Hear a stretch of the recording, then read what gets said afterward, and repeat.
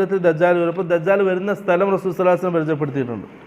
അന്ന ദജ്ജാല യഖ്റുജു മിൻ അർളിൻ bill Mashreq, ഭൂമിയുടെ കിഴക്ക് ഭാഗത്തുള്ള പ്രദേശത്തു നിന്നാണ് ദജ്ജാൽ വരിക.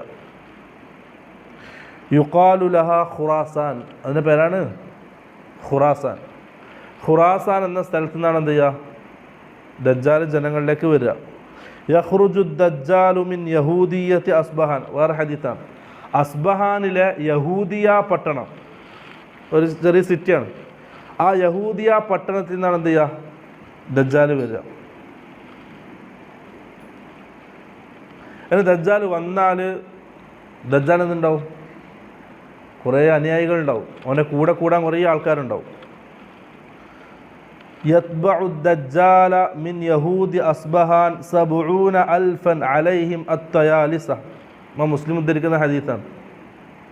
ദജ്ജാൽ